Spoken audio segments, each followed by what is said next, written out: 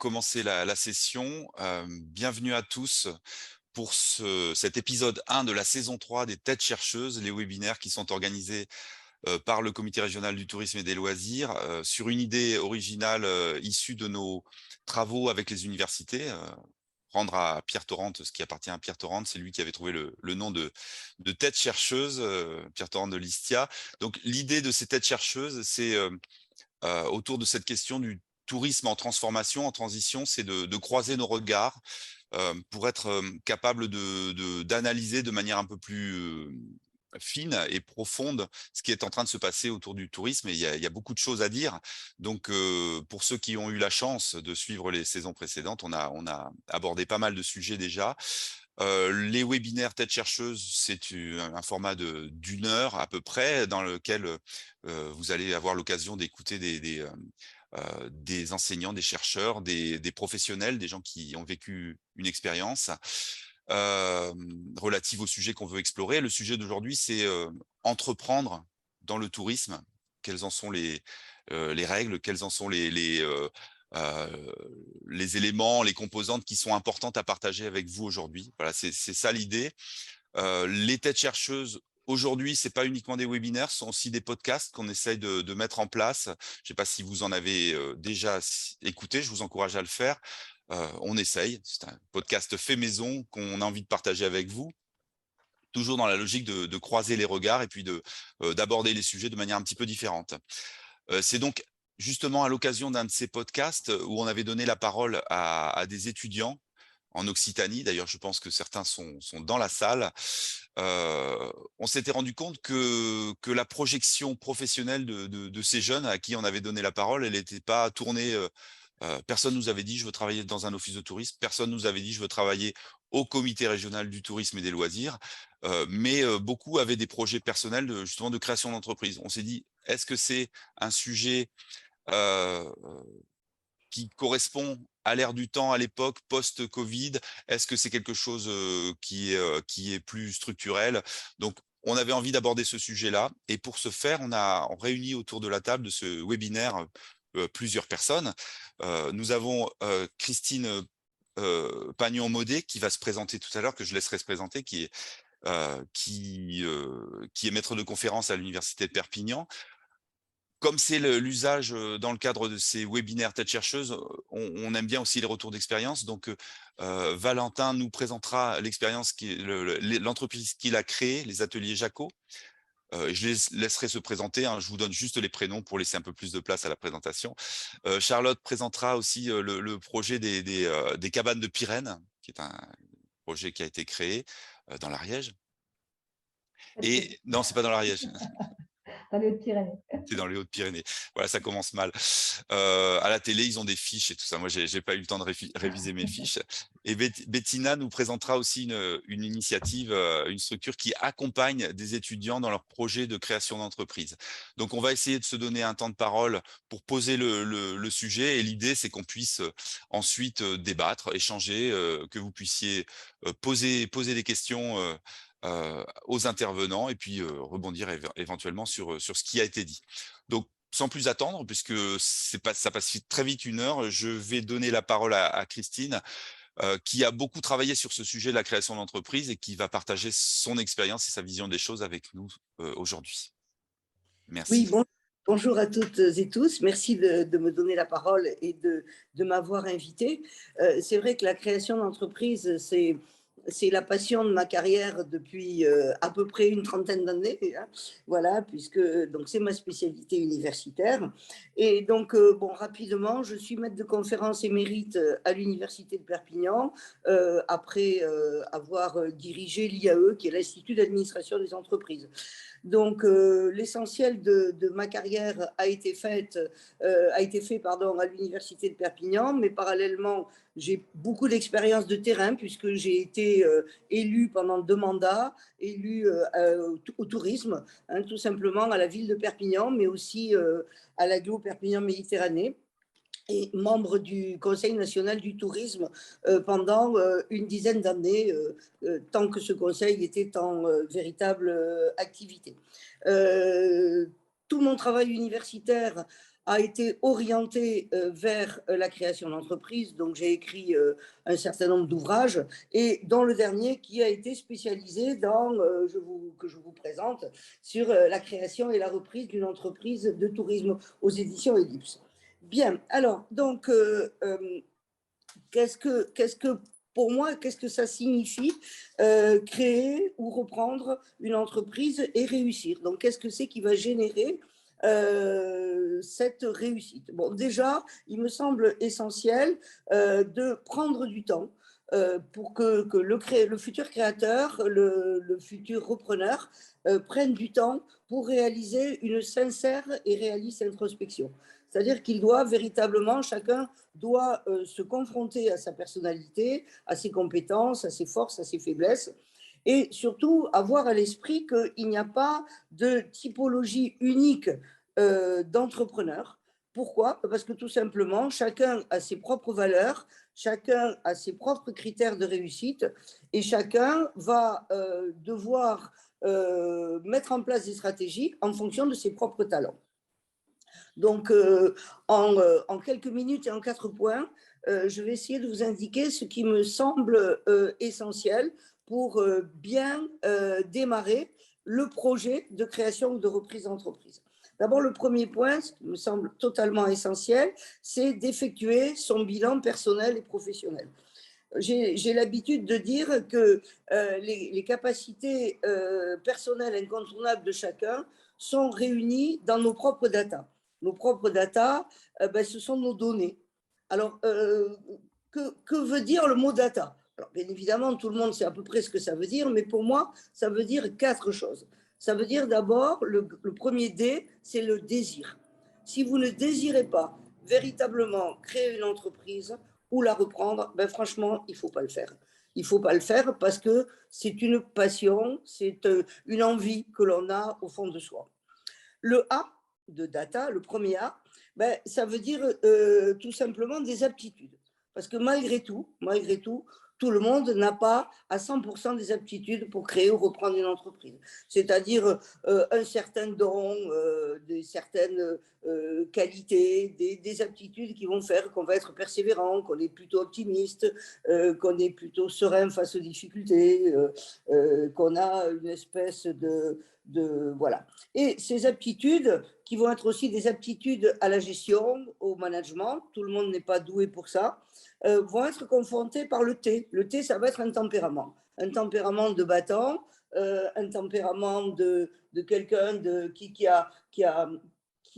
va aller au bout de son idée, même s'il y a des difficultés, et va réussir comme ça à mieux les accepter. Et enfin, un certain nombre d'atouts, c'est le dernier A, parce qu'on ne peut pas, tout le monde a des atouts. Tout le monde a des atouts. Il faut tout simplement les connaître et les développer. Ces atouts peuvent être une très bonne implantation locale. Ça peut être des atouts pour les études que l'on a faites, ou pour les expériences que l'on a eues, pour la vie passée que l'on a eue, ou tout simplement pour une passion que l'on a dans la vie, ou des atouts financiers. Ce n'est pas du tout interdit, ce n'est pas honteux d'en parler, parce qu'il faut quand même un minimum de finances. Derrière ces capacités personnelles, c'est-à-dire derrière ces data, eh bien, il faut quelques compétences professionnelles, malgré tout. Pourquoi? Parce que le futur créateur d'entreprise, il va devenir entrepreneur. Un entrepreneur, qu'est-ce que c'est? C'est une femme ou un homme orchestre, c'est-à-dire quelqu'un qui va être multifonction. Il ne faut pas dire d'emblée, je vais avoir 25 salariés qui vont faire les tâches que moi, je n'ai pas envie de faire. Non, le chef d'entreprise, et ça va être confirmé, je pense, par nos amis professionnels, c'est quelqu'un qui doit maîtriser un minimum de savoir-faire, c'est-à-dire de technique dans son métier, parce qu'il y a des techniques, dans tous les métiers, il y a des techniques, du savoir manager, c'est-à-dire à la fois manager au point de vue financier, mais manager au point de vue humain, et enfin du savoir séduire. Parce que bien sûr, il faudra séduire ses clients, ses fournisseurs, ses salariés, ses banquiers, etc., ses partenaires.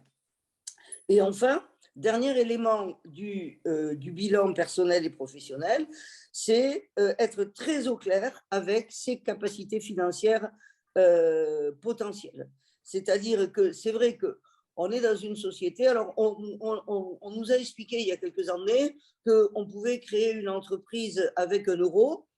Oui, ça c'est de la théorie, mais si vous créez votre entreprise avec 1 euro de capital, la banque vous prêtera 30 centimes, ce qui est quand même pas terrible pour démarrer un capital social. Donc il faut un minimum d'apport personnel qui peut être très faible selon ce que vous voulez créer. Si vous voulez créer une société de conseil, ben, voilà, ça coûte rien à part l'ordinateur que vous avez en face de vous et une ligne téléphonique et peut-être quelques référencements. Ça coûte pas grand-chose. Mais malgré tout, selon quoi, ça peut coûter un petit peu plus. Il faut bien être au clair avec son apport personnel et les garanties éventuelles que l'on pourra donner si l'on compte recourir à l'emprunt. Parce que le banquier, ce n'est pas un philanthrope, non, tout simplement. Et il faut savoir aussi que les banquiers ne vont pas, ou très peu, financer les investissements immatériels. Or, les investissements immatériels sont très importants, sont de plus en plus importants et sont très importants dans le tourisme. Ça, c'était le premier point. Le deuxième point, je regarde la montre pour ne pas me faire gronder sur le timing. Le deuxième point, c'est qu'il faut être au clair véritablement, chacun d'entre vous, et comme d'ailleurs chacun d'entre nous, on doit être parfaitement au clair avec nos objectifs de vie et avec nos valeurs. C'est-à-dire qu'il faut qu'il y ait une cohérence qui doit être nécessaire entre nos propres valeurs, les valeurs que l'on a en soi, que l'on porte, et le projet que l'on décide de faire. C'est-à-dire entre ce qu'on pourrait appeler vulgairement son faire, ce que je vais faire, son avoir, qu'est-ce que je vais avoir ou qu'est-ce que j'ai, et mon être profond. C'est-à-dire que si je ne suis pas en phase avec mon être intérieur, eh ben, je vais marcher, je vais clopiner dans la vie. Et déjà, si on clopine en étant salarié quelque part, bon, on se dit qu'un jour, on ira être salarié ailleurs, mais si on clopine dans sa propre création d'entreprise, c'est un petit peu du masochisme. Donc, deuxième point important dans ces objectifs de vie et les valeurs, c'est qu'il faut quand même être réaliste. C'est-à-dire que quand vous allez prendre une décision de changement de vie, c'est-à-dire de passer de votre statut actuel à créateur d'entreprise, ou même si vous avez déjà une entreprise, en créer une autre, c'est un changement de vie, il faut que ce soit aussi en phase avec votre statut actuel. Donc, il faut bien que juridiquement et au point de vue réglementaire, vous connaissiez tous les sites, toutes les aides que vous pouvez avoir selon si vous êtes étudiant, salarié, fonctionnaire, demandeur d'emploi, retraité, etc. Donc ça, c'est vraiment la base. Se renseigner et faire cette espèce d'étude documentaire qui va vous permettre de vous dire, voilà, je suis dans telle situation et je pourrais avoir telle ou telle aide et accompagnement. Il faut se réjouir d'être dans un pays et dans une région où on a beaucoup d'aide et d'accompagnement, il faut en profiter. Ce n'est pas pour les autres. Et ensuite, vous rendrez à votre territoire ce que le territoire vous aura donné. Voilà.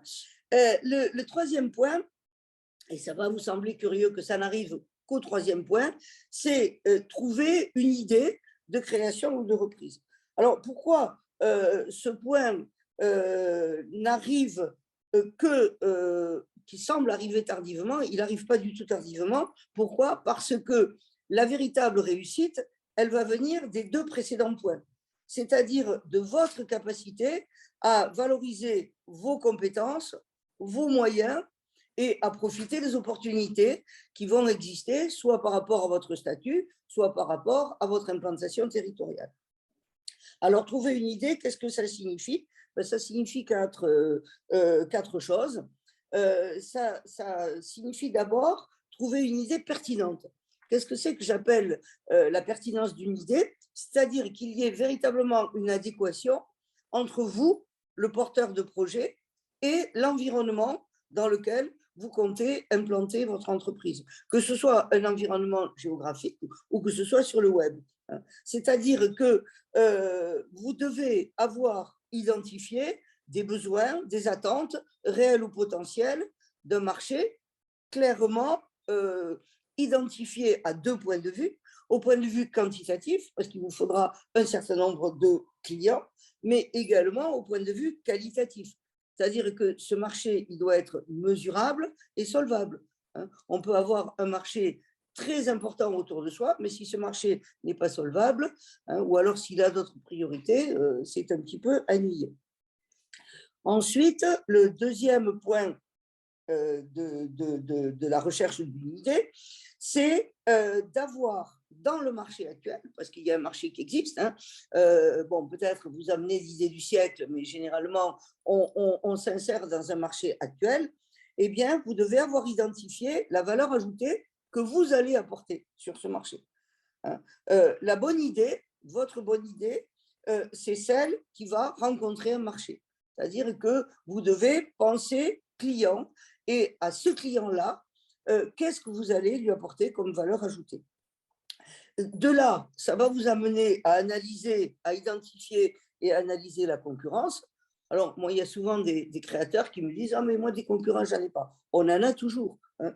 Si on n'a pas des concurrents directs, on a des concurrents indirects. Si ces concurrents ne produisent pas le même type de produit ou de service, ils vont en produire qui sont des similaires et des substituables. Le marché est horreur du vide. Hein, donc, de toute façon, tout besoin est satisfait. D'une quelconque manière, il ne faut pas s'imaginer qu'on va être le sauveur du monde. Enfin, dernier élément, délimiter le périmètre du projet, c'est-à-dire véritablement votre cœur de métier. Dans quoi allez-vous vous lancer? Est-ce que vous allez vous lancer dans vis-à-vis du consommateur, ce qu'on appelle du B2C, ou alors vis-à-vis du marché des professionnels, ou alors vis-à-vis des institutionnels? Bon, bref, et tout ça, ça va vous amener à réfléchir à votre modèle économique. Hein. Comment je vais faire pour gagner de l'argent? Hein, parce que, bon, c'est vrai que ce n'est sûrement pas la motivation essentielle, bien que ça puisse l'être, mais quand même, il faut vivre. Hein. Il faut reconnaître que c'est mieux si ça ramène 3 sous. Et dernier point, et je m'en arrêterai là, c'est-à-dire, ensuite, il faut savoir s'implanter. Si on reprend les paroles de Conrad Hilton disait premièrement, les 3 qualités pour réussir, c'est premièrement l'emplacement, deuxièmement l'emplacement, troisièmement l'emplacement. C'est-à-dire que ce choix, il va être important. Il faut que vous soyez au cœur d'un marché suffisant et solvable, hein, proche de vos sources d'approvisionnement accessibles, hein, que vous soyez dans un commerce, un prestataire de services ou un e-business, ça va être complètement différent, mais toujours bien garder en tête que vous devez avoir un parfait positionnement et adaptation avec votre zone de chalandise. Et du coup, eh ben, savoir vous faire accompagner, savoir vous faire aider, hein, ce qui va passer le relais aux prochains intervenants. Voilà, j'espère avoir été dans les temps. Parfaitement, Christine, merci beaucoup. C'est un exercice difficile hein, de résumer aussi toutes ces composantes de la création d'entreprise en aussi peu de temps. Mais justement, moi, je me tourne vers ceux qui ont connu ce parcours du combattant, avec combattant, je sais pas, mais en tout cas avec beaucoup d'énergie et d'envie, j'imagine. Donc tout d'abord, Valentin van der Meulen, je vous laisse vous présenter, puis nous dire si vous vous reconnaissez dans ce qui a été présenté par Christine, et puis partager votre propre expérience, et puis les points sur lesquels vous souhaitez alerter, appuyer et partager avec notre auditoire. Oui, alors donc oui, je suis Valentin van der Meulen, le fondateur d'Atelier Jaco. On vend des activités qui sont liées à l'artisanat. Donc, on crée du tourisme autour de l'artisanat en faisant donc des artisans les nouveaux acteurs du tourisme. Et donc effectivement, alors déjà Christine, vous m'avez inspiré et c'était dans les points essentiels que vous aviez donnés, donc c'est important. Donc effectivement, alors j'ai pas étudié autant le point, mais pour moi ça part quand même d'une idée, parce qu'une idée et une conviction, ça crée l'envie et la motivation. Et c'est des points qui, en tout cas pour moi, ont été essentiels. Après, effectivement, je suis admiratif des étudiants qui lancent des entreprises. D'ailleurs, ce que je vais dire, c'est complètement contradictoire parce que dès que j'ai que ce soit un alternant, un stagiaire qui me dit qu'il a déjà créé une entreprise, j'ai du mal à le refuser parce que je suis admiratif. Et en même temps, je pense qu'il est important d'avoir une expérience du terrain, une expérience en entreprise pour gagner du temps sur la création de cette entreprise, acquérir des compétences, récupérer l'expérience d'une entreprise qui a de la vie, qui a de l'expérience, qui va pouvoir nous partager, nous amener.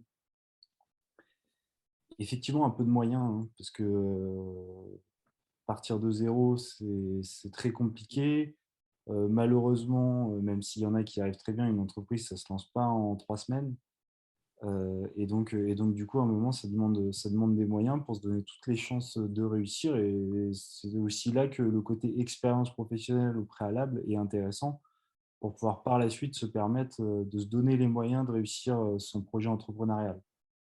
Selon moi, hein, je ne suis pas une multinationale. C'est vraiment, moi, mon expérience par rapport à cette vie d'entrepreneur depuis maintenant 2 ans. Et les différents projets, entreprises que j'ai pu croiser qui étaient à des stades de lancement également. J'essaye de faire porte-parole de cette voie-là. Un réseau aussi, ça c'est assez important, ça ouvre des portes, ça permet ça va permettre de pouvoir aller plus vite, hein, bien sûr. Si on est tout seul enfermé dans sa grotte, c'est assez compliqué. Un point que Christine n'a pas forcément évoqué, où je suis très mal placé pour en parler, mais comme je disais, j'essaie de faire écho aussi des retours de start-up au sens large du terme. C'est le fait, quand on est une équipe, on va beaucoup plus vite et beaucoup plus loin. On a des compétences qui sont complémentaires. Donc, au lieu d'être un peu bon partout, on est très bon individuellement dans chacun des domaines. Et forcément, ça permet d'aller plus vite, plus loin. Euh, et, euh, et je pense que c'est super important d'être accompagné. Nous, chez Atelier Jaco, on a eu la chance d'être accompagné dans un premier temps par Ionis 360 à 361, pardon, à Montpellier. Ensuite, d'intégrer l'Open Tourisme Lab à Nîmes, où on est encore actuellement, et aussi donc, chez WeSprint, qui est aussi un accélérateur de start-up. Donc, être accompagné, c'est super important. Être accompagné et être entouré. Alors, entouré, c'est autant de professionnels. Enfin, mon expérience en incubateur, j'ai trouvé ça magique et très enrichissant. Le fait d'être plusieurs entreprises au même stade, d'avoir des difficultés que les autres ont aussi. Peut-être que certains les ont eu un peu avant nous, peuvent nous faire leur retour aussi d'expérience. Et ça permet de gagner du temps et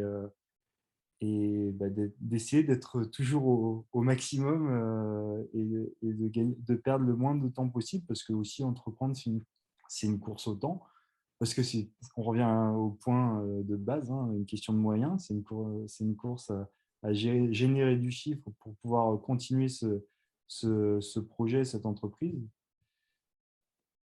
Donc, être accompagné, on parlait d'entourage, il y a aussi, c'est forcément des doutes, hein, d'entreprendre, c'est se dire au début, est-ce que c'est une bonne idée? Est-ce que je vais dans le bon sens? Est-ce que je fais bien d'amener autant d'énergie sur ça? Donc, c'est que son entourage soit un peu soit derrière nous. Je pense que c'est super important. Moi, j'ai la chance que ça le soit. J'ose imaginer, est-ce que j'aurais pas lâché l'affaire avec un entourage qui n'était pas avec moi, qui comprenait pas mon idée, ce que je développais. Voilà, je pense que c'est très important, c'est primordial. Et puis aussi, alors, on pense peut-être que parce qu'on est chef d'entreprise, effectivement, si demain j'ai pas envie de travailler, je vais pas travailler, effectivement. Mais sauf que ça m'est jamais arrivé, et au contraire, il y a des fois où j'aimerais peut-être ne pas travailler et je travaille parce que si je le fais pas, qui le fera? Et puis là, on n'attend pas un chèque à la fin du mois, peu importe qu'on ait fait 35 ou 40 heures. Là, c'est le fonctionnement de l'entreprise, donc on est un peu ce qui n'avait pas été fait, il faut que ce soit nous qui le faisons. On est un peu là derrière en train de ramasser ce qui n'est pas fait. Peu importe que ce soit son domaine de compétence ou pas, on apprend, on se débrouille quand c'est pas notre spécialité. Donc, on n'entreprend pas pour un rythme de vie, en tout cas pas au début. Je ne sais pas si dans quelques mois, années, je dirais l'inverse, hein. Peut-être que j'espère, mais je m'ennuierai, hein, donc je ne le ferai pas longtemps forcément. J'essaierai peut-être une autre entreprise, enfin de créer une autre entreprise du coup. Mais donc, et puis ensuite, pour finir, c'est aussi entreprendre, c'est aussi une course à la crédibilité. Mais ça, c'est un peu après, une fois qu'on a déjà lancé son projet, son entreprise, on a déjà l'idée, on commence à la mettre en place. en tout cas dans le milieu startup, c'est vraiment essayer d'être crédible. Nous, on est persuadés que ce qu'on fait, c'est positif, etc. Donc, il faut convaincre les autres. Et pour convaincre les autres, il faut essayer. Enfin, convaincre les autres, c'est amener de la crédibilité, mais il faut être déjà crédible auprès de ses premières personnes. Mais en tout cas, voilà, il faut oser, il faut en être persuadé. Il ne faut pas être persuadé d'une idée, il faut être persuadé qu'on a envie d'entreprendre, mais avoir une idée, je pense. Merci Valentin. C'est hyper intéressant parce qu'il y a beaucoup de choses. On se retrouve hein, dans les éléments fondamentaux. Il n'y a pas de profil type. Il y a quelque chose. Il y a l'idée. Après, c'est pas forcément arrangé dans le même ordre, mais on retrouve bien les fondamentaux, j'ai l'impression.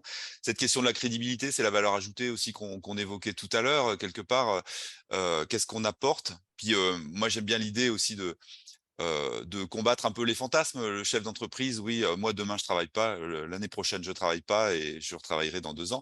C'est peut-être des choses sur lesquelles il faut être assez conscient de ce que ça peut représenter la création d'entreprise. Et oui, oui, oui, Oui, oui, juste un point que j'aimerais rajouter, en termes d'expérience aussi, Christine parlait tout à l'heure de le fait de manager, c'est-à-dire que si on n'a aucune expérience de management, forcément, ça devient compliqué. Au bout d'un moment, on peut avoir la meilleure idée du monde. Si on est tout seul derrière son ordinateur, on peut pas s'en sortir. Donc, à un moment, il faut être accompagné, il faut avoir des équipes, en tout cas, toujours pareil, hein, sur des modèles économiques de start-up, plutôt en mmh, ligne souvent, il faut savoir gérer une équipe par la suite pour pouvoir vraiment se développer.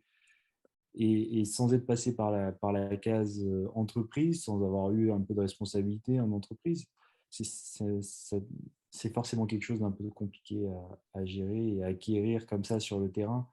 Voilà, ça peut mettre en péril aussi son projet à ce moment-là. ça nous ramène aux aptitudes, aux compétences. Oui, oui, Christine, Oui, avant de donner la oui, parole à Charlotte. tout à fait. Moi, j'en suis intimement persuadée. Bon, moi, c'est le cœur aussi de mon métier, de mon envie de transmettre. Il faut un minimum. Bon, moi, j'étais souvent assez hallucinée de certaines formations dispensées en créer votre entreprise en 3 heures de formation. Enfin, moi, je ne sais pas faire. Ce que je vous ai résumé en même pas 10 minutes, ça correspond je ne sais pas moi, la première heure de mon cours qui dure 20 heures, et puis ensuite il y a de la pratique là-dedans.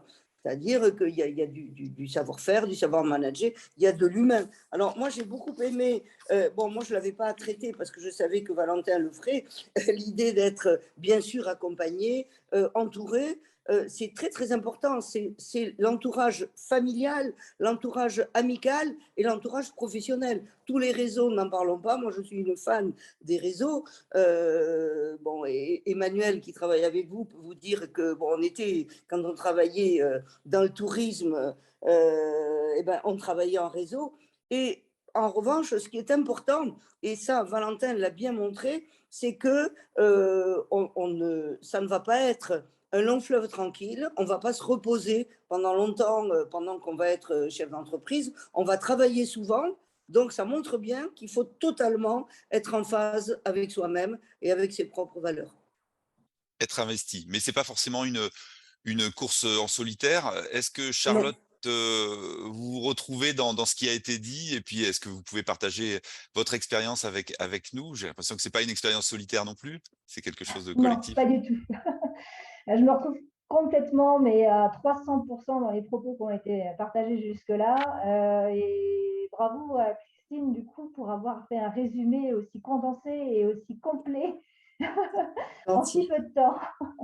Mais effectivement, ça brosse absolument toutes les phases de la création d'entreprise et ça résume également très très bien le portrait du créateur qui arrive à ses fins. Voilà.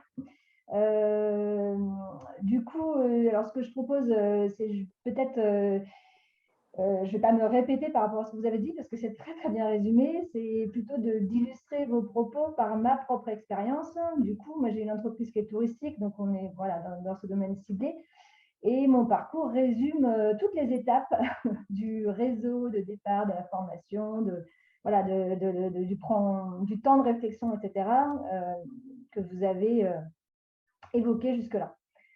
Donc, si ça vous va comme ça. Donc, je m'appelle Charlotte, j'ai 40 ans. Ça va me permettre de voir le temps de réalisation du projet aussi. Avec mon compagnon Sylvain, on a créé notre entreprise et on a ouvert maintenant depuis bientôt 10 ans. Notre propre structure d'accueil avec 3 cabanes perchées et 2 tout nouveaux gîtes insolites loués sur du plus long séjour. Un Kota Grill finlandais pour la restauration de groupe un peu atypique et un bain nordique pour la détente. Alors, je ne vais pas forcément rentrer dans les détails de notre projet là tout de suite. Je peux y revenir par la suite si vous avez des questions.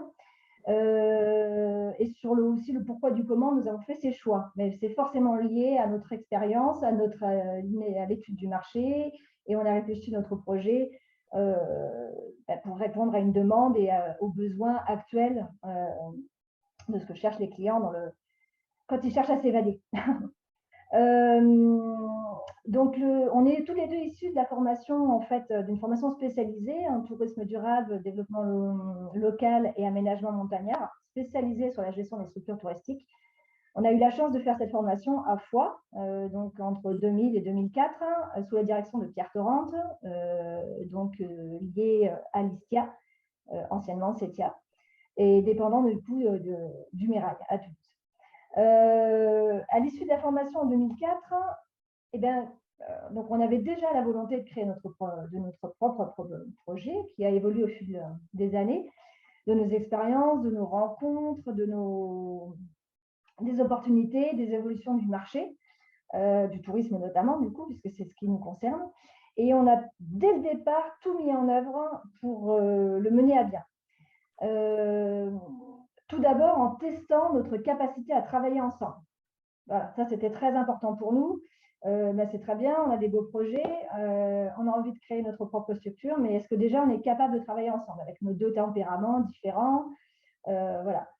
Donc, on a géré des campings dans le Massif central qui appartenaient au groupe Sogeval pendant 1 an. 2 campings différents avec également une petite équipe de salariés, pas énorme, hein, mais voilà, qui nous a permis aussi d'avoir cette expérience de management. Alors, sachant qu'on est tous les deux issus de familles d'entrepreneurs, donc on est quand même baignés dans le milieu depuis le départ aussi. Voilà, donc juste des toutes petites entreprises, hein, c'est des entreprises familiales, mais on est quand même baignés depuis le départ là-dedans. Donc, du coup, sur toute la partie gestion des ressources humaines, etc., c'est quelque chose qui nous a impacté depuis tout petit. Et on savait où est-ce qu'on voulait aller en termes de grandeur d'entreprise. Voilà, on savait qu'on ne voulait pas une grosse structure, une petite structure à l'échelle humaine, où on puisse gérer à 2 dans un premier temps, pour des questions financières, et puis ensuite, éventuellement, avoir 1 ou 2 personnes qui nous aident à mener à bien le développement du projet. Donc, actuellement, on est toujours 2 et on réfléchit à embaucher à partir de cet été. Voilà. Ça fait 10 ans on est toujours 2 et ça fait 10 ans qu'on travaille à 2. Donc, partie de ce constat et de la gestion de camping, on est reparti en Bourgogne pour des travaux, enfin pour des boulots alimentaires, plutôt alimentaires. Moi, en tant que chargée de projet pour le pays Nivernais-Morvan, sur la thématique logement qui n'avait rien à voir avec le tourisme, et Sylvain dans le milieu de l'immobilier. Mais ça nous a permis de signer 2 CDI, ce qui nous a permis concrètement de négocier des emprunts auprès des banques pour investir dans la pierre. Donc, on a acheté 2 maisons, retapé, et ce qui nous a permis derrière d'investir dans notre projet, d'avoir les sous, puisque, comme disait Christine tout à l'heure, si on n'apporte pas 30% auprès des banques d'apport personnel sur un projet, on n'est absolument pas entendu. Voilà, on peut repartir. Donc, voilà. Et notre emploi en tant que salarié nous a permis également, en termes d'horaire, on était sur un 35-40 heures et ça nous a permis de travailler sur notre projet à côté. Donc, ça a évolué au fur et à mesure de nos expériences et notamment l'idée de la cabane perchée est arrivée en 2008 parce que j'ai tout simplement voulu réserver, ça c'est une expérience personnelle, j'ai voulu réserver une cabane à l'occasion d'un événement particulier pour un groupe. Et j'ai eu beaucoup de mal à trouver. Et là, du coup, formée dans le tourisme, ça a fait tilt. J'avais des mois d'attente pour une réservation, alors que je voulais réserver hors saison. Donc là, je me suis dit, mais dis donc, c'est un sacré moyen d'équilibrer notre projet, de le rentabiliser beaucoup plus rapidement. On était parti sur un projet d'éco-gîte à la base. De le rentabiliser beaucoup plus rapidement en le complétant en tout cas avec de l'hébergement insolite, où il y a une énorme demande. Ça correspond à l'évolution du marché, on tend vers ça. Donc, voilà. Je me suis lancée du coup dans les 6 mois qui se sont passés entre le moment où j'ai voulu réserver et la réservation dans l'étude de marché. Sylvain s'est attaqué à la partie devis. Donc, on a mis ces 6 mois-là à profit vraiment pour poser toute la base de notre projet. Il se trouve que là où j'avais réservé, alors ça c'est le hasard total, mais c'est ce qui fait aussi la richesse de nos expériences de vie, c'était chez notre constructeur de cabanes perchées, qui venait juste de créer son site d'exposition et du coup, on a eu la chance de le rencontrer. Ça a fini de nous convertir complètement à l'esprit de l'hébergement insolite et à son... voilà, ça a fini de nous emmener. On était accompagnés de nos familles, du coup, on parlait de la famille et de l'entourage, avec mon père qui est dans tout ce qui est partie aménagement, jardin paysager, etc. J'ai un oncle qui est architecte. Enfin, voilà, on a un entourage familial qui nous a suivis sur ce projet, et ça, c'est très important. Et à partir de là, on a tout mis en œuvre pour le monter. Alors, on cherchait des terrains à distance parce que là, on était en Bourgogne. Donc ça, c'était problématique. Enfin, problématique, pas forcément, mais on voulait absolument revenir dans les Pyrénées. Voilà, région de cœur. Donc, en 2010, alors pendant 5 ans, on a continué de mettre de l'argent de côté pour le projet, entre 2005 et 2010. En 2010, on a lâché nos CDI en négociant nos départs pour rentrer dans le parcours de création d'entreprise accompagné par Pôle emploi. Ce qui n'est pas négligent en termes d'aide pour la création d'entreprise. On est descendu dans les Pyrénées et là, on a attaqué la phase de recherche de terrain. Donc, nous, cabane perchée suppose arbre. Un terrain dans arbre, sauf que les cabanes perchées, on ne peut pas complètement perchées par les arbres, on ne peut pas elles ne peuvent pas être toutes équipées, donc tout confort. Donc, il nous faut un bâtiment d'accueil on voulait proposer de la restauration. Donc, voilà, il fallait pouvoir avoir du bâti existant ou un CU, certificat d'urbanisme positif, pour pouvoir construire un bâtiment d'accueil dédié. Et une surface suffisante également pour garder que tout le monde ait une certaine intimité. Voilà.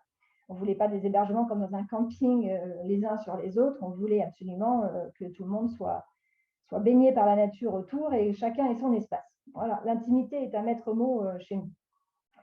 Ça n'a pas été une mince affaire. On a visité une 60aine de terrains. On a monté le projet 4 fois seulement sur les 60 terrains visités parce qu'il y en a beaucoup qui ne rassemblaient pas tous les critères. Et sur les 4 fois où on l'a monté, il n'y a qu'une seule fois où ça aboutit. Pour plusieurs raisons. Il y a déjà l'étape des banques. Malgré, entre 2008 et 2012, j'avais une étude de marché qui courait sur 4 ans. Donc, j'avais une étude de marché quand même relativement béton avec une croissance exponentielle des structures d'hébergement insolites et notamment des cabanes perchées, mais qui laissait encore beaucoup de place, notamment dans le sud-ouest là où on était. Donc, un dossier financier, du coup, de par la formation qu'on avait, il y avait quand même des bases solides et j'avais un business plan assez solide aussi. Donc, on a eu la chance d'avoir le soutien des banques. Il a quand même fallu leur démontrer, parce que les chiffres pour les hébergements insolites n'existaient pas, absolument pas. Donc, ils ne pouvaient pas comparer mon montage financier à des données existantes. Donc, il a fallu que j'aille chercher toutes les données financières des entreprises qui existaient, donc 130 à l'époque. C'était un travail de fourmi pour leur prouver par A plus B que les chiffres que j'avançais moi étaient réels, fondés sur quelque chose de concret. Voilà, donc on a eu cette chance d'avoir les banques qui nous suivaient, sachant qu'on avait 30% d'apport, ce qui représente très concrètement 130 000 euros sur 450 000 euros d'investissement. Voilà, grâce aux maisons qu'on avait retapées et revendues. Donc, ça, c'était le premier défi, d'avoir les banques qui nous suivaient. Ensuite, il y a toute la partie, et là, on peut parler effectivement de parcours de combattant, il y a toute la partie urbanisme. Donc, Ça, c'était la partie facile, juste avant, alors. D'accord. c'est facile, exactement. Charlotte, excusez-moi, mais il faut aller un tout petit peu plus rapidement pour qu'on puisse écouter aussi Bettina, puis échanger un petit peu après pour rester dans le format. Mais le parcours du combattant, on est à vos côtés. Certificat d'urbanisme et permis de construire en suivant. Donc là, ça a été très, très long. Il faut y croire. On était en zone de montagne. Donc, la loi montagne est une loi de protection, mais aussi une loi de développement. Et ça, il a fallu que je le démontre quand même et que je le rappelle à la DDT. Donc, démontrer qu'on n'a pas d'impact sur l'environnement, néfaste sur l'environnement, démontrer qu'on ne faisait pas de pression démographique sur le territoire et qu'on valorisait les savoir-faire, les produits locaux, les prestataires d'activité, qu'on travaillait en bonne intelligence. Et bien là, c'est le réseau qui compte. Voilà, c'était aussi pour rebondir sur cette histoire de réseau. J'avoue que j'avais développé lors de mes études et puis par la suite aussi un bon réseau et ça nous a beaucoup servi. On a eu l'appui des élus locaux, des élus départementaux. Pierre Torrent également était monté au créneau. Enfin voilà, on a eu cet appui-là. Et la DDT, après plusieurs réunions, a fini par accepter le certificat d'urbanisme. Et il y a eu le deuxième parcours du combattant, permis de construire, parce que là, il y a eu les parties accessibilité. On est sur l'hébergement insolite. Et aujourd'hui, toute nouvelle création d'entreprise doit répondre à 100% des normes d'accessibilité. Sur une structure comme la nôtre, ce n'était pas réalisable concrètement, à moins d'adapter notre projet, mais ça ne rentrait pas dans nos convictions complètes. Donc voilà. Donc on a eu une dérogation finalement après 6 mois de bataille pour obtenir le permis de construire et de travail avec la CCI aussi qui m'a bien appuyée. On a eu l'autorisation et de ne pas répondre à 100% des normes accessibilité. Voilà. Et au jour d'aujourd'hui, 10 ans après, j'ai développé du coup tout nouveaux gîtes insolites au sol, tout équipé, complémentaire de notre activité, complètement, donc sur du plus long séjour, puisque là on travaille à la nuitée, qui sont moins soumis aux aléas aussi des intempéries et les aléas du climat, et qui nous permettent éventuellement d'accueillir des personnes à mobilité réduite. Voilà. Donc on arrive à... Allez, il nous en reste encore une à faire en projet. Mais on a réussi, mais c'est un travail de longue haleine. Du coup, un investissement de tous les instants, on ne compte pas les heures, effectivement, comme on disait. C'est extrêmement intense. Et également financièrement, donc il faut de l'apport au départ, mais il ne faut pas s'attendre à avoir une rémunération directement derrière quand on crée notre projet. On a mis 4 ans à sortir une rémunération de 500 euros par mois, et là, ça fait 2 ans qu'on arrive à sortir 1 000 euros par mois chacun. Voilà. Donc, on espère avec les nouvelles cabanes que d'ici 2 ans, on pourra se payer un SMIC. Mais voilà, en étant chef d'entreprise, effectivement, c'est du boulot de tous les instants, du 24 sur 24 quasiment, parce que même la nuit, on réfléchit. Et c'est de l'investissement personnel. Et donc, je reviens, c'est pas forcément... alors, il y en a peut-être qui ont trouvé des bons filons pour gagner de l'argent, mais c'est de l'investissement et du coup, c'est un métier passion qui est en lien avec notre projet de vie également, avec famille, etc. Voilà. Je crois que c'est clairement exposé, hein. On est vraiment dans l'engagement, total autour d'un projet de vie, loin des fantasmes de la création d'entreprise, et de l'argent qui coule à flot, le côté collectif aussi, on embarque la famille, avec toutes ses compétences, c'est intéressant. Moi, j'aimerais bien que Bettina Gonzalez nous donne aussi son point de vue là, par rapport à ça, sur l'accompagnement d'étudiants, parce que là, on voit bien que un étudiant qui viendrait vous voir et qui dirait, moi, j'ai une idée de cabane dans les arbres, c'est bien de lui dire, bah, oui, oui, dans 10 ans, ça va marcher. Il va falloir prendre un petit peu de temps et puis un peu d'argent. Voilà, en tout cas, c'est intéressant aussi de se pencher sur cette question-là des étudiants entrepreneurs et de la manière de les accompagner sur des projets. Alors du coup, je me présente, Bettina, je suis chargée de mission à Pépite LR. Du coup, rapidement, je vais présenter Pépite ce que c'est. Pépite, c'est le pôle étudiant pour l'innovation, le transfert et l'entrepreneuriat. C'est une structure qui découle d'une initiative du ministère de l'Enseignement supérieur, de la Recherche et de l'Innovation depuis 2014. Il y a 33 pôles Pépite en France et moi, du coup, j'appartiens à Pépite LR qui est du coup Languedoc-Roussillon. On va dire que c'est le Pépite de l'Occitanie-Est. Pour ceux qui sont en Occitanie-Ouest, du coup, il y a Pépite Écrin qui est à Toulouse. Donc voilà, dans toute la France, il y a des pépites un peu partout. Donc nous, on a deux missions chez Pépite. D'abord, c'est de sensibiliser les étudiants à l'entrepreneuriat. Donc je ne vais pas en parler aujourd'hui parce que ce n'est pas vraiment la thématique. Et la deuxième mission, c'est de les accompagner quand ils ont un projet de création d'entreprise. Donc, on les accompagne via des rendez-vous d'accompagnement de suivi individuel sur leur projet, via des cours sur vraiment les fondamentaux de l'entrepreneuriat. Donc, ça va être comment réaliser son business model, son business plan, comment faire une étude de marché, les aspects juridiques de l'entreprise, la faisabilité financière de son projet, vraiment les fondamentaux, on va dire, plus techniques de l'entrepreneuriat, de la création d'entreprise. On aura aussi des ateliers, on leur propose aussi des ateliers un peu plus pratiques. Ça va être par exemple sur savoir présenter son projet. Ça peut être aussi prendre la parole en public, donc c'est un peu plus sur les soft skills. Et ça va être aussi via des rendez-vous avec des experts. Donc ça peut être des experts comptables, des avocats, l'INPI, qui va les aider vraiment plus particulièrement sur leur projet, enfin plus spécifiquement sur leur projet, sur des problématiques qu'ils ont. Et du coup, je rebondis un peu sur les propos de Christine. C'est vrai que nos étudiants, quand ils arrivent, ils en sont déjà au troisième point. En fait, ils ont déjà trouvé leur idée de création d'entreprise, tout simplement parce que chez Pépite, on accepte, entre guillemets, que les étudiants qui ont déjà une idée de création d'entreprise. Et après, c'est nous qui allons les aider sur tout le côté se connaître eux-mêmes via notamment un outil d'auto-évaluation de leurs compétences, donc de leurs compétences, de leurs soft skills et de leurs compétences un peu plus hard skills, faire l'ingénierie financière, le business model, etc. Et donc cet outil, on le remplit avec eux pour les aider justement à se connaître, parce que ce qu'on a remarqué, c'est que souvent les étudiants sur leurs compétences entrepreneuriales, ils se sous-estiment beaucoup, alors qu'ils apprennent beaucoup de choses via leur hobby, via leur formation aussi. Donc c'est pour ça qu'on les aide aussi à mieux se connaître et à savoir aussi où sont leurs faiblesses, où est-ce qu'ils doivent travailler, où est-ce qu'ils doivent déléguer aussi. C'est important. Et donc, du coup, nous, on accompagne, puisqu'on parle du tourisme, cette année, j'accompagne 44 étudiants entrepreneurs et il y en a à peu près une douzaine qui sont, où leur projet est lié au tourisme et aux loisirs. Donc 4 restaurants, j'estime que ça rentre un peu aussi dans le tourisme. Et on accompagne les projets qui sont innovants ou non.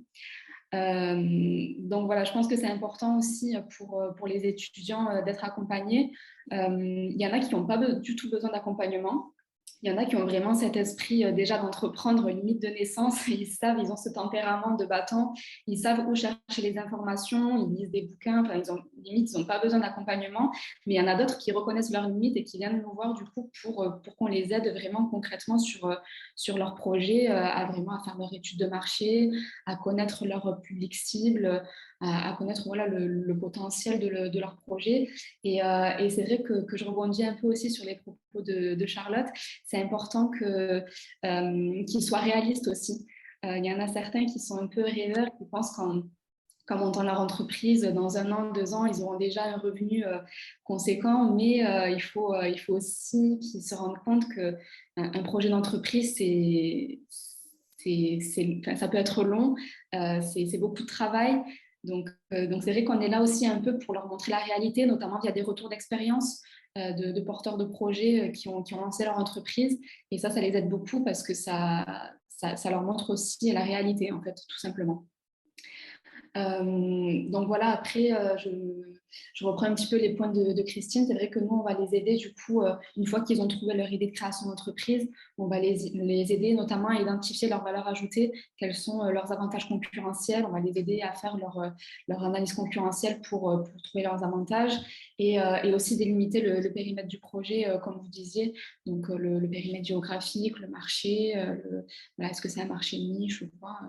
Donc voilà, nous, Pépite, ce qu'on fait, on accompagne les étudiants et les jeunes diplômés via un diplôme universitaire qui est délivré par l'IAE. Et ensuite, une fois qu'ils ne sont plus étudiants, qu'ils ne peuvent plus bénéficier, on va dire, des services de Pépite, on les lance pas dans la nature, on les jette pas dans la nature. Souvent, on les redirige soit vers des incubateurs, soit vers d'autres structures d'accompagnement, comme la BGE, par exemple, ou des pépinières, s'ils sont déjà très avancés dans leur projet. Donc voilà ce qu'on fait, nous, chez Pépite, du coup. Bah, c'est intéressant. D'ailleurs, il y a une remarque de Kevin dans le public, qui est un des jeunes que nous avions interrogé dans le podcast, qui se reconnaît bien là aussi sur la non-reconnaissance des compétences, en fait, le besoin de prendre confiance en soi. Je ne sais pas s'il y a un pourcentage si vous les suivez sur la durée, les entreprises, et j'entends 44 entreprises suivies cette année. En général, il y a un pourcentage qui peut être annoncé de réussite par rapport à ça? Alors, nous, ici, du coup, on n'existe que depuis 4 ans, on va dire. Ouais, Donc, au niveau du suivi, c'est un peu court. Mais c'est vrai qu'on va dire que là, par exemple, cette année, j'en ai sur 44. Alors, ce n'est pas 44 entreprises, c'est 44 étudiants entrepreneurs. Ils oui, ne sont pas étudiants, tous ouais. créés entreprises. Donc là, cette année, il y en a 5-6 qui ont leur entreprise créée déjà.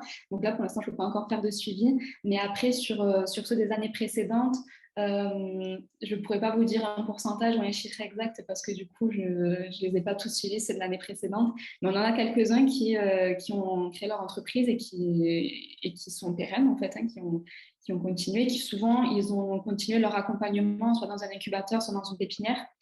Donc voilà, ils continuent de créer leur entreprise. Après, c'est vrai que Valentin le disait, les étudiants, ils ont beaucoup d'idées de création d'entreprise, mais sans l'expérience, parfois c'est un petit peu compliqué. Ils n'ont pas peut-être certaines compétences, comme disait Christine aussi, des compétences professionnelles dont on a besoin pour créer son entreprise.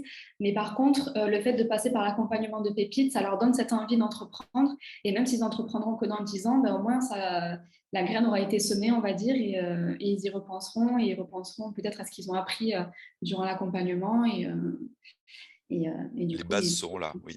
Ouais. exactement. Je sens que Christine brûle d'intervenir.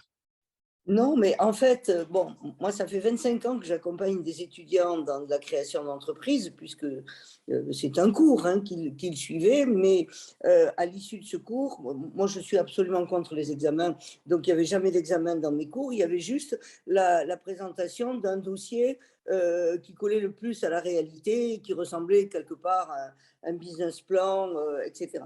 Donc, moi, j'ai à peu près, alors ce ne sont pas des statistiques totalement officielles, mais parmi les étudiants qui ont suivi mes cours, que ce soit en France, que ce soit parce qu'on enseigne aussi au Maroc, moi j'ai fait des cours au Vietnam, en Thaïlande, cette année en Bulgarie, dans le cadre de l'agence universitaire de francophonie, on peut dire à peu près globalement sur des étudiants qui réfléchissent sur des projets de création d'entreprise, il y en a entre 10 et 15% qui le réalisent. Voilà. Alors ensuite, est-ce qu'ils vont réussir ou pas? La notion de réussite, elle est complètement personnelle. Moi, il y a des tas de gens qui me disent oh, ben, qu'est-ce que tu as fait toi dans la vie, prof de fac, c'est pas réussir, tu aurais mieux fait d'être expert comptable ou notaire. C'est vrai, j'aurais gagné 10 fois plus. Mais pour moi, j'ai fait le plus beau métier, c'était celui qui correspondait à mes valeurs. Voilà, ça, je crois que ça, c'est vraiment très, très, très, très important. Et d'ailleurs, Bettina l'a dit, et tout le monde l'a dit, moi, j'ai beaucoup aimé la jeune femme des cabanes de Pyrène parce qu'elle a l'air épanouie et heureuse. Mais ça, c'est génial. C'est une réussite. Bon, c'est vrai, elle ne gagne pas trop d'argent, mais dans le fond, elle vit dans la nature, elle est bien avec son compagnon, elle rend ses clients heureux et obligatoirement, elle est bien. Ben, écoutez, est-ce que voilà, ça, c'est chouette. Hein. C'est le plus beau bureau du monde. Et ben voilà, tout simplement. Et moi, on me dit, mais qu'est-ce que c'est ce métier que tu as fait? Tu es parti dans le monde. Et ben moi, je me régale. Hein, voilà, je me régale de transmettre. Et ben, il faut que chacun aime ce qu'il fait. Hein, moi, j'ai des étudiants qui ont super bien réussi. Vous avez dû entendre parler un des plus gros campings qui a Canet-en-Roussillon. Ben, actuellement, il est dirigé par un ancien étudiant à moi. Bon, et ben voilà, qui en a repris une partie, ça va être donné à une fondation. En fait, moi, j'ai des étudiants qui ont, qui ont eu des réussites extraordinaires. Tant mieux, mais c'est bien. Il y en a d'autres, ça semble plus modeste, mais ils sont heureux. Hein. L'autre jour, on parlait d'un étudiant qui a créé un tour opérateur sur les contrées sauvages. Hein, bon, eh ben, il est heureux à faire ça, mais c'est génial. Bon, voilà. Donc, ce qui est important, c'est ça dans la vie. Hein. Parce que déjà, on s'embête assez des fois à faire des choses qu'on n'a pas envie de faire, parce qu'on est obligé de les faire parce qu'on est salarié, mais au moins quand on crée son entreprise, qu'on soit heureux de le faire. Et quelque chose qui n'a jamais ou très peu été évoqué, c'est que vous pouvez faire la même chose, là, pour les jeunes qui nous écoutent ou les moins jeunes, c'est aussi reprendre une entreprise et la remodeler à votre manière. Il y a moins de parcours de combattants quand même, souvent, à reprendre une entreprise.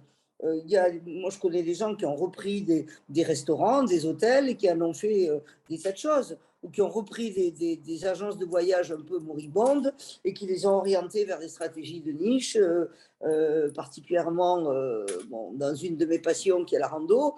Ben voilà. Il y a pas que, il y a aussi la reprise. Et aussi la reprise, c'est important, oui. Oui, et c'est très important. Je pense que vous devriez faire On fera une suite un parce qu'il est webinaire déjà. sur la reprise. Il est déjà 11 heures, donc on va conclure parce qu'on a commencé avec 5 minutes de retard. Peut-être que la conclusion, c'est quand il y aura des ateliers d'artisans dans les cabanes perchées de Pyrène, ça prouve aussi qu'un projet peut être un peu perché et avoir du succès. Ça, c'est c'est une possibilité aussi. Mais Perché, mais très réfléchi, par contre. ouais, oui, c'est ce qu'on a senti. Et puis vraiment abouti, vraiment le résultat. Un mot de conclusion, les uns et les autres, Bettina? Du coup, je pense que tout simplement, il faut encourager les gens en général, bon, moi c'est plutôt les étudiants, à entreprendre. Voilà, tout simplement, c'est réalisable, c'est peut-être pas à la portée de tout le monde, mais je pense que c'est important de sensibiliser et d'encourager les gens à entreprendre le plus possible.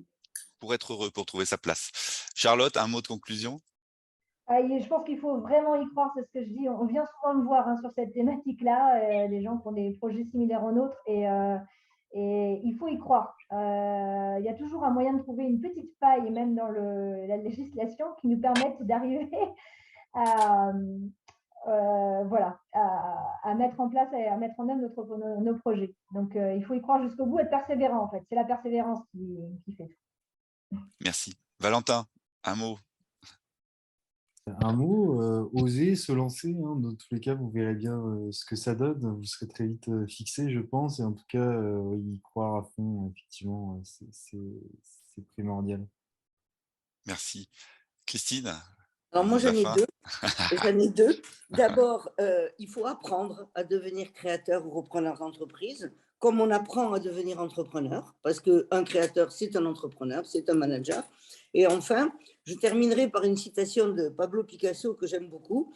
Un jour, quelqu'un lui a posé la question de savoir, mais maître, d'où vient le génie que vous avez? Et il a répondu, ben, le génie, c'est l'énergie que l'on a au fond de soi. Et je crois que c'est ça qui est important. Gardez votre belle énergie et vous réussirez quoi que vous fassiez dans la vie. Et Ouais, réussir, c'est être en accord avec son énergie et ses valeurs. alors c'est une super conclusion, donc je rajouterai pas grand-chose, si ce n'est qu'on n'a pas forcément parlé de la transformation du tourisme dans son ensemble, de l'économie touristique, mais les projets que vous évoquez là s'insèrent aussi forcément dans ce contexte-là. Donc ce sera un prochain sujet. C'est toujours un peu frustrant, hein, de terminer au bout d'une heure. On aurait pu en parler pendant beaucoup de temps. En tout cas, merci à toutes et tous d'avoir participé à ce webinaire. J'espère que ceux qui ont assisté en auront reçu pas mal d'informations, et à ceux qui le verront en replay aussi. Comme on vous le disait, après, on pourra répondre, vous mettre en en contact avec des questions qui viendront après. On a mis en lien le lien vers les cabanes de Pirène et puis vers les ateliers Jaco pour que vous puissiez aller voir de quoi il retourne. C'est la page de pub. On peut acheter le livre de Christine, Tournez-nous vers nous. Aux éditions Ellipse. Aux éditions Ellipse. En tout cas, merci beaucoup à toutes et tous d'avoir été là et puis à très bientôt pour un prochain webinaire. Merci. Merci à vous. Merci. Merci. Et merci à toutes et tous. Au revoir. Merci pour À l'invitation. bientôt. Merci.